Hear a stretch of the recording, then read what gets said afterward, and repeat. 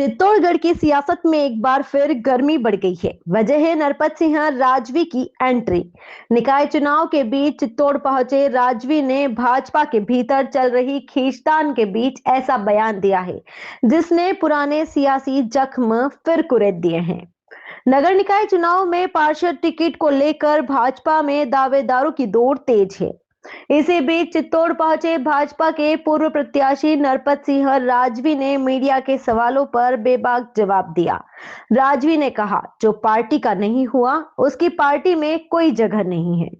राजवी का यह बयान चंद्रभान सिंह आक्या से जोड़कर देखा जा रहा है। दरअसल भाजपा ने 2 बार विधायक रहे आक्या का टिकट काटकर नरपत सिंह राजवी को चित्तौड़ में मैदान में उतार दिया। इसके बाद आक्या ने निर्दलीय चुनाव लड़ा और जीत हासिल की, जबकि भाजपा प्रत्याशी राजवी को हार का सामना करना पड़ा और उनकी जमानत जब्त हो गई। आक्या की बगावत के बाद भाजपा ने उन्हें पार्टी से बाहर कर दिया था। अब निकाय चुनाव के बीच राजवी की चित्तौड़ में सक्रियता और उनका यह बयान सियासी गलियारों में चर्चा का विषय बन गया है। अब सवाल बड़ा है, राजवी की चित्तौड़ में ये एंट्री सिर्फ निकाय चुनाव तक सीमित है या भाजपा पुराने सियासी समीकरणों को फिर साधने की तैयारी में है। फिलहाल राजवी के बयान ने चित्तौड़ की सियासत में हलचल जरूर बढ़ा दी है। मिलता नहीं इसलिए मिली भगत तो हो नहीं सकती। फुल कांग्रेस आइडियोलॉजी है नहीं। मेरे को यहाँ पे ना प्लॉट खरीदना ना प्लॉट बेचना, तो डर किसी से नहीं है। डर कालका माता से या सांवरिया जी से और किसी से डरता पर ना पहले डरा ना भविष्य में डरूंगा।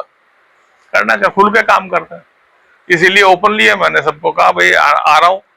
कम से कम यहाँ की वापस, क्योंकि पुनर्गठन होने के बाद में हर एक वार्ड की सीमाओं में अंतर आता है और अंतर आने के बाद में कुछ ग्रामीण क्षेत्र भी अंदर जोड़े होंगे, तो उतनी पूरी डिटेल में जानकारी नहीं, क्योंकि 7-8 महीने से आना हुआ नहीं।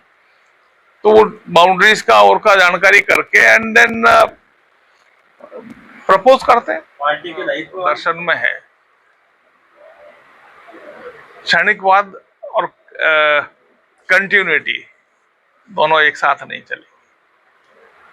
आग की लौ है, वो आपको कैंडल हमेशा जो मोमबत्ती है जलती हुई दिखती है, क्योंकि जो एक क्षण में है पीछे से दूसरा क्षण में भी वो आग लौ जलती हुई दिखती है। तो क्षणिकवाद कंटिन्यूटी नहीं रहेगी और उस राजनीति में बिना कंटिन्यूटी के पार नहीं पड़ती। पार्ट कहाँ, हम सिर्फ 85 में 2 सांसद थे, अटल जी भी हार गए थे। अब 2 से आज कोई सोच सकता है क्या कि 2 सांसद थे तब क्या, तब भी अब की बारी अटल बिहारी है, चुनाव के बाद में अगली बारी अटल बिहारी। लेकिन कार्यकर्ताओं ने काम किया और उससे बढ़ा है।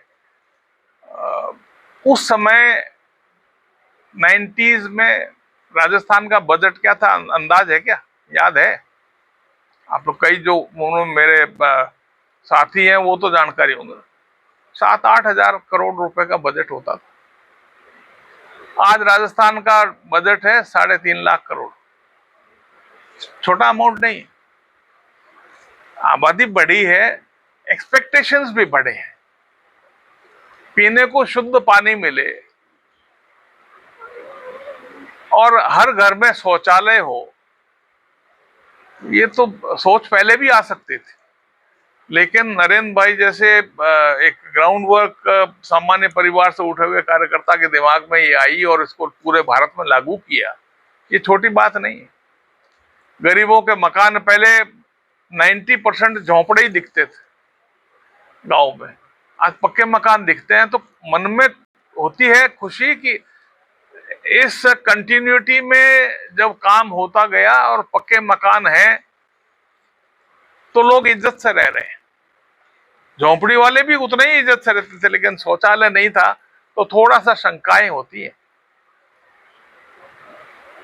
यहाँ पे इस इंटीरियर में आप जब जाते थे घाटा में, तो घाटे में घाटा ही दिखता था, रास्ता कहीं नहीं था। एक बस्सी के पास से पाल की तरफ चढ़ने वाला एक घाटा कटा हुआ था, बाकी कहीं नहीं था। तो मंत्रियों को यहां पर लाकर उनको स्वयं को दिखाया, उस आधार पर काम हुए, सैंक्शंस हुए। पीने का पानी की आवश्यकता थी। चित्तौड़ शहर में पानी नहीं मिलता। अगर ये कलेक्टर और प्रिंसिपल सेक्रेटरी को और इनको घुमा कर यहाँ पर नहीं दिखा था। हालांकि लाभ ये जरूर मिला कि मीठालाल जी मेहता जैसे सोच वाले चीफ सेक्रेटरी थे और उनको चित्तौड़ के बारे में एक एक कण कण का पता था। एक स्वाभिमान के साथ कह सकता हूं कि हम लोगों ने जो किया, सांवरिया जी मंदिर मंडल की जो की, हमारे टाइम में ही सारा कुछ एक्विजिशन तो शायद पहले हो गया था, एक साल 1.5 साल पहले, लेकिन व्यवस्थाएं सही की थी। आज मंदिर का जो भव्य रूप दिख रहा है, उसमें पहले जाते थे तो एक गाड़ी भी जाकर बाजार के अंदर में से आराम से मुड़ नहीं सकती थी, खड़ी एक ही गाड़ी होती थी। पूरे गांव को अक्वायर, 3/4 गांव की जमीन अक्वायर की, लेकिन ईमानदारी रखी, उससे एक भी मुकदमा नहीं हुआ और एक भी शिकायत नहीं है कि इसमें कोई अमानत में खयानत हुई। शुरू किया था, कारण उसका है कि छोटी पीएचसीज में हमारा सिस्टम सोशल सर्विसेज के आधार पर एक गांव का या एक पीएचसी है तो उस पीएचसी का रेफरल सिस्टम नहीं लागू कर पाए। वो डिफिकल्ट भी है क्योंकि मेवाड़ और गंगानगर, हनुमानगढ़, उस बेल्ट के चिकित्सक बहुत कम है। तो मेवाड़ में बांसवाड़ा, डूंगरपुर, प्रतापगढ़, चित्तौड़ ऐसी जगह पर चिकित्सक नहीं है तो वो डॉक्टर नहीं बैठेगा। वेकेंट पोस्ट है तो आपको ध्यान हो तो 8,500 तो हम लोगों ने एएनएम सबने एनआरएचएम में लिया। एनआरएचएम से जितना भी हम फंडिंग यूज कर सकते थे बेटरमेंट के लिए किया और उस समय पोस्टें भरी भी डॉक्टर्स की, बट स्टिल ये तो एवर इंक्रीजिंग है और इस आधार पर हम बैलेंस नहीं रख पाए। लेकिन फ्री मेडिसिन का वो सिस्टम जो सिलसिला चालू किया, आज भी वो है। कुछ कमियां रहती हैं। हमारे टाइम में 150 करोड़ की कम से कम आउटपुट हो, वो कंपनी उसमें शेयर पार्टिसिपेट कर सकती है। उसके बाद में गहलोत साहब की सरकार बनी, कांग्रेस की सरकार बनी, उन्होंने 5 करोड़ कर दिया। तो स्पूरियस ड्रग्स हैं वो आने लग गए, इसलिए थोड़ा सा उससे विश्वास उठा है। योजनाएं गरीबों के लिए अच्छी थी, यहाँ पे और बेड्स बढ़ाने की है क्योंकि यहाँ पे अभी तक जो पुरानी हॉस्पिटल जितनी बनी हुई है सांवरिया जी की मेहरबानी से, वो कम से कम 100 बेड और हो तब जाकर 100-150 बेड हो, क्योंकि एग्जैक्ट संख्या मेरे को अब ध्यान नहीं है कि कितने बेड्स तो नीचे एडमिशन हो जाता है, लेकिन सैंक्शन स्ट्रेंथ के साथ में आपको चिकित्सक भी उसी अनुपात में देना पड़ेगा, वार्ड बॉय भी उसी अनुपात में, पैरामेडिक भी उसी अनुपात में। मेरे ख्याल से मैंने डिस्कस भी किया है, आने वाले वर्ष में भी पहले चिकित्सकों की भर्ती और एनआरएचएम के जैसे भर्ती किया है, उस सिस्टम के आधार पर भी और पैरामेडिक्स लेके